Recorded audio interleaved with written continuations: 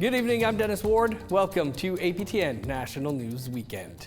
We begin tonight in Manitoba, where a second set of human remains found in late February at a Winnipeg area landfill have officially been identified as belonging to 26-year-old Mercedes Myron. Myron was one of two First Nations women whose bodies were believed to have been disposed of in the Prairie Green landfill in the spring of 2022. She and Morgan Harris, whose remains were identified earlier this month, were the victims of a convicted serial killer who targeted Indigenous women. APTN's Sav Jonesa reports. The remains of Mercedes Myron have been officially identified after being found in late February in the Prairie Green landfill north of Winnipeg. Myron and Morgan Harris, whose remains were identified in early March, can now be properly put to rest by loved ones almost 3 years since they disappeared. Mercedes Myron and Morgan Harris are coming home. This is what we set out to do. I don't know if many of us knew the odds of success. I certainly was always trying to keep a realistic perspective, but it turns out bringing them home was within our grasp. Myron, 26, and Harris, 39, were two of four confirmed victims of a convicted Winnipeg serial killer. Myron and Harris were both members of Long Plain First Nation. Their murders took place between March and May 2022. The remains of another victim, Rebecca Contois, were found in June 2022 in the Brady Road landfill south of Winnipeg. The remains of a fourth, yet-to-be-identified victim, named by the Indigenous community as Mashkade Bijiki Ikwe, or Buffalo Woman, have still not been found. It took roughly 2 years for the landfill search to begin after Winnipeg Police Services said they believed Harris and Myron's remains were at the site in December 2022.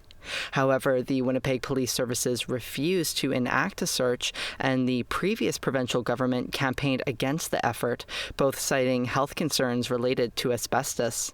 Throughout that time, the women's families and their community endlessly advocated for the search. Until we get her home, we'll be fighting to bring her home. Like I said, even a piece of her would be good. We'll have a piece of her at home at least. We're not asking, we are telling you that this needs to be done. You will search the landfill, and if you will not, you will hand me the shovel and you will hand me the hazmat suits myself, and our community will go in there and retrieve our woman. It took about 3 months for the two women to be found from the time the physical search began in December 2024. Morgan Harris's daughter Elle says the pain of waiting and advocating was unnecessary for the families. She took to Facebook to share her thoughts on Myron being found. There was absolutely no need for all this trauma that was induced, for all the exhaustion, for all the constant fighting and pleading to bring my mother and Mercedes home. We did not have to endure all this pain if they just listened to us in the first place instead of tearing us down every step and every second of the way. Manitoba Premier Wab Kinew says the search will continue and says remains and other things that are significant are continuing to be found. Kinew hopes the findings bring unity to a province somewhat divided on the search. And I hope now, regardless of how you felt over the course of this thing, I hope we can all just agree it's good that we're able to provide closure to these families so that they can move forward in a good way. And now the rest of the province, neighbors included, ought to be able to move forward together. Sav Jonesa, APTN National News, Winnipeg. A mother from Norway House Cree Nation in Manitoba was left traumatized after staff at the Thompson General Hospital allegedly told her that her baby was not breathing, which turned out to be untrue. Now her family and advocates are calling for accountability from the hospital and an end to First Nation-specific racial discrimination in the healthcare system. APTN Sierra Bettens has more. It was supposed to be a routine checkup, but it turned into a nightmare for 18-year-old mother-to-be, Caitlin Albert, who says she was incorrectly told her baby had stopped breathing. No mother should ever be made to feel like a burden or abused just for asking for help. No family should have to grieve for a child who is still alive because of racism and neglect. No Indigenous woman should have to fight to be treated with respect in a hospital.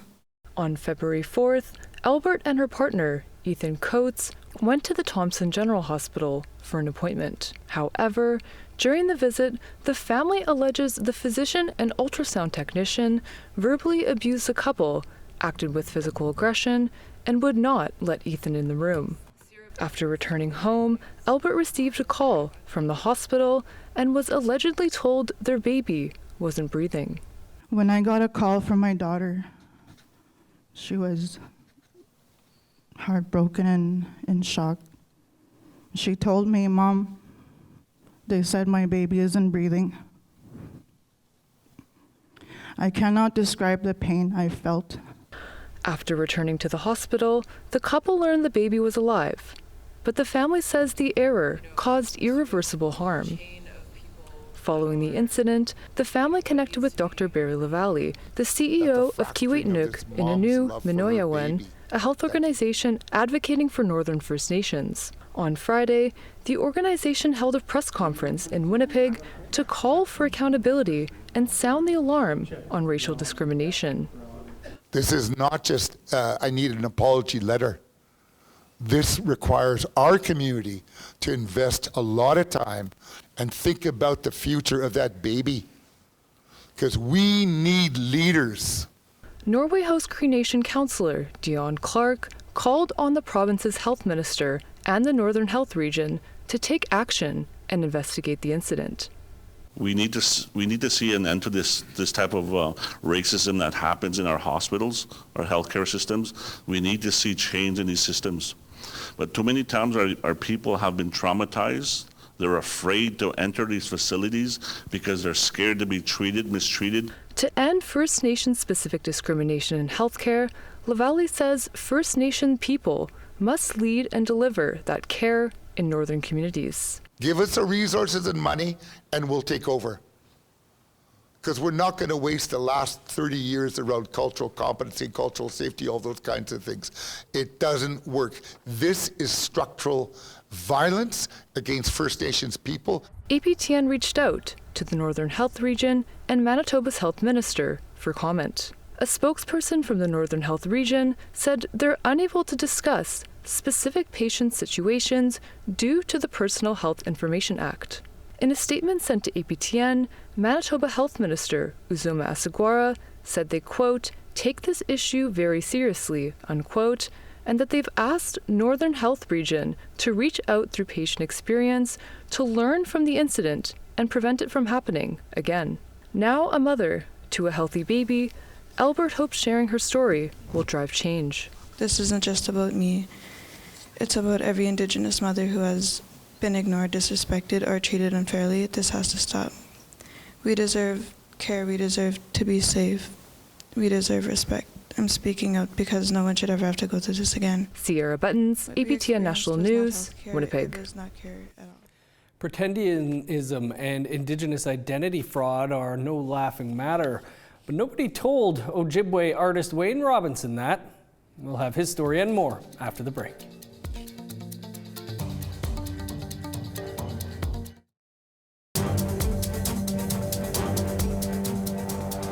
Welcome back. A nonprofit organization in Quebec is meeting the challenge of supporting, developing, and promoting Anishinaabe arts, culture, and language. They are creating a space for Anishinaabe to share wisdom and develop a video game to help the youth gain important knowledge. APTN's Kim Sullivan has more. Minwashin is an organization that aims high. Its goal? Revitalizing and celebrating Anishinaabe culture. We've got lots of bones. Yeah. While gathering Anishinaabe together and encouraging the expansion of their language and traditions. Il y a tellement de choses à faire lorsqu'on commence à prendre conscience de la lecture qu'on doit avoir sur notre histoire, sur notre culture, qu'il est important de retourner dans tous ces facettes-là de la sauvegarde de notre culture et de notre langue. Minwashin begins with these ideas. The organization carries out archival research, collaborates with museums to correct falsehoods spread by colonialism, and partners with culture keepers to develop projects that continue the handing down of traditional knowledge. Nous laissons la porte ouverte, puis nous laissons la liberté à tous les gens qui veulent faire une démonstration de leur savoir-faire, de leur connaissance, de la transmission. On les laisse libres de faire ce qu'ils veulent avec ça, de la manière qu'ils le veulent. Et Mélenchon, sa principale responsabilité de tout ça, c'est de fournir les ressources et les accessoires pour y parvenir. Donc, nous créons toutes sortes de choses à l'image de ceux qui sont les porteurs de ces connaissances-là. Okay, so who's ready to get some? Grace Rat is one of those cultural bearers. A member of the Algonquins of Barrier Lake from the community of Kitsiganik, Rat was named a Master of Living Traditions in 2021 by the Quebec Council for Living Heritage. She also received the King Charles III Medal last month for her contributions to preserving Anishinaabe culture. With Minwashin, she initiated a project focusing on moose called Wikwimo, which means bark basket in Anishinaabemowin. Wigwamut is about moose legs. It's what I do with my teachings about the moose. And I use the moose legs. And out of the moose legs, there's many teachings in there. You can make a game called Nabuan. And then I have the rattle I can make out of the hoofs. And then I have the moose hoof bag. And this is why I choose the word wigwamut, because wigwamut is the birchbark basket in order to preserve our language and our culture in that basket. Wikwemo is a digital teaching kit accessible to all, consisting of video capsules and workshops. Designers strove to make the kit interactive in order to ensure it would be used and appreciated. Les enfants, ils sont pas intéressés à être assis puis à apprendre. Les enfants sont intéressés à jouer, à être en mouvement, à avoir des interactions. Et c'était le fondement de la mise en place de ce projet-là. Musukat, moose leg, Padorinia. Rat decided to share essential Anishinaabe teachings through an augmented reality video game. My grandkids, they were playing their video game and they didn't want to listen. You know, they don't look up when they play their video game. So one day you're going to see me in your video games. That way you're going to listen to me and hear me what I'm going to say, I told them. The game, for smartphones and tablets, allows players to skin a virtual moose leg and create things like rattles and leather laces.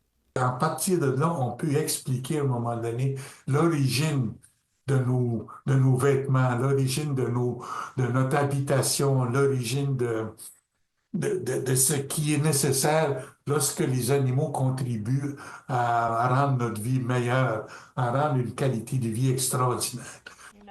It certainly got Grace Rat's grandchildren paying attention. Yes. Yes, that's what they did. They listened. They were surprised to hear me on the video game. For Minwashin, this use of technology to transmit knowledge adds up to a mission accomplished. C'est le fun de retrouver cette joie-là qu'ils ont à regarder et à écouter.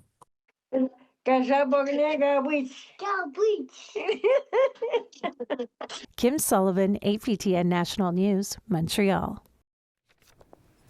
The issue of pretendianism has been described as harmful within Indigenous communities. The discussion regained national attention in 2023 when it was revealed that musician Buffy St. Marie's claims of Cree heritage were questionable. As Savannah Craig reports, Montreal-based Ojibwe artist Wayne Robinson is taking a humorous approach to discussing pretendianism and Indigenous identity. Bum, ba-da-dum. Your boy's DNA test just came in. This Ojibwe artist is making light of his DNA results through what he calls a racial reveal party. I did a live reaction to me getting the results. It's more than just an unveiling of his ancestry, but a chance to have conversations that may be uncomfortable for some. Can I be a pretend settler, right, and get rid of all that kind of trauma? For Wayne Robinson, this is a way to discuss Indigenous identity, trauma, and pretendianism. I'm 3% Irish. Does that not make me more Irish than the Irish, right? He says discussing pretendianism is not always easy to engage with non-Indigenous people, citing the example of musician Buffy St. Marie, whose decades-long claim of Cree heritage came under question recently. Talking about the harms that have been done by pretendianism are something we all grapple with, we all can really understand. But I think from outside of the community, it seems almost negative, right? It seems like we're attacking a little old lady who ascribed to do the best thing for Indigenous folks, and I think there are real harms there. He says making a joke out of it is easier for everyone to engage in these important discussions. Even with myself, right? Like I've always had a troubling relationship with my own identity. You know, I grew up in the inner city. I grew up really poor. I grew up not surrounded by a lot of other Indigenous people that weren't part of my immediate family. So my Indigenous identity for a lot of my life has not been as positive as I'd like it to be. And a lot of times it was always deflected by humor. Robinson has been trying to have these conversations for a while, even with the Montreal Police Force, through hosting workshops on generational trauma and myths of Indigenous people. Let's try to humanize ourselves and the community as much as possible. Robinson recently launched a podcast called Unceded Identity. The racial constructs and challenges were kind of dwarfed by the economic challenges. Right? That will soon be released on all podcast streaming platforms. Where the idea of the unseen is like, no, we have control of that. We have control of what our identities are. We have control of those stereotypes, those myths, and take your own story, but tell it in a different way to either ascribe to more positive aspects or move away from the negative ones. So what was his biggest surprise from his DNA results? To find out I was 25% British was kind of a surprise. You know, I don't know what I was expecting, but I think of the colonizer nations, British was not one of them. Savannah Craig, APTN National News, Montreal. Two influential people from the world of arts and entertainment received special recognition this past week. Details on that after the break.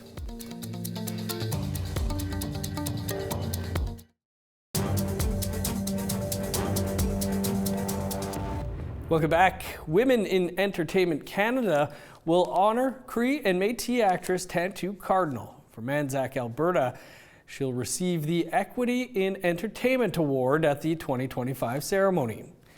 The award recognizes women in the Canadian entertainment industry who amplify the voices of underrepresented communities. Cardinal, a member of the Order of Canada since 2009, is known for her work in advancing Aboriginal performing arts in Canada. With a 50-year career, Cardinal has held roles in movies like Dances with Wolves and TV shows such as Blackstone, Moccasin Flats, and North of 60. She will receive the award at the second annual Hollywood Reporter Women in Entertainment Awards on May 29th, 2025 at the Ritz-Carlton Hotel in Toronto. Congrats. A well-known Mohawk artist and musician from Tyendinaga is celebrating 40 years of show business. And this weekend, he's performing with some special guests and launching some new works. Here's APTN's Annette Francis with that story. David Miracle is a multi-talented, award-winning musician and a renowned sculptor. He's had a highly successful 40-year career. His first influence was his father, Andrew, a respected speaker on First Nations issues. One of the greatest memories, I guess, is the traveling with my father and just watching and listening. Miracle is about to showcase his latest works in commemoration of his lifelong music and arts career. We have one pretty famous artist coming in. He's going to join me. He's a good friend of mine, Tom Wilson. He's going to be bringing his son, and they're going to do some songs. He's going to recite some poetry, some of my poetry. We have some locals from our territory going to be over there. Miracle also plans to unveil his first ever coffee table book, a retrospective of his poetry and artistic life called Elemental Daydreamer. And he'll launch his very first vinyl album, The Path to Totality. It honors the Indigenous children who were sent to residential schools. So I wanted to have one of these too so I could say I've actually produced a vinyl album. I have a CD, I have a cassette. I don't have an 8-track, and I don't think I will have an 8-track. He says his inspiration to create began as a youth. Traveling with my parents, and we went to a lot of powwows, and I can remember when powwows were just starting, and we were like the only vendor there, and then another vendor started, and then, every year there was a few more that came. And I had a table and at the powwow, and I was creating a lot of different things for children: spears, tomahawks, bow and arrows, and I got into necklaces and things like that. And as time went on, I started to add a little bit bigger things, a little bit more artsy things, until one day a stone came to my doorstep. My brother, Tom, he brought some stone by, and he says, "Hey, somebody gifted me this stone. They said you can carve it." So I took it and started carving it, and that changed my life. And the rest you can read in the book. Now his talents take him across the globe. I've been to Arizona playing in the canyons. That took me out there because I went out to compete in some of the fine art shows at Red Earth Festival, the Heard Museum. I'm at one of the largest museums in the world at Foxwoods Casino and Research Center. And, going around to these places and meeting these people, one thing led to the next, and I was invited to go to other countries. I was in Pakistan, out in the Netherlands, out in Germany.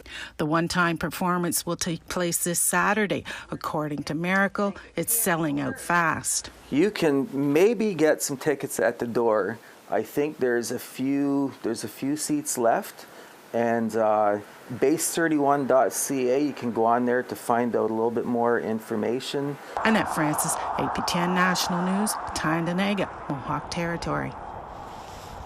And that is all the time we have for your APTN National News for this weekend. You can stay up to date with the very latest by visiting our website, aptnnews.ca. And a reminder now to stick around as APTN Investigates kicks off a 3-part series tonight. Right here in roughly 1 minute from now, they're looking at the strained relationship between Indigenous peoples and law enforcement agencies in Canada on inside policing deadly force. And also don't forget, after that, hockey night in Canada in Inuktitut. It's going to be a fun night ahead. I'm Dennis Ward. Marcy McGwitch, thanks for being with us. Have a great night.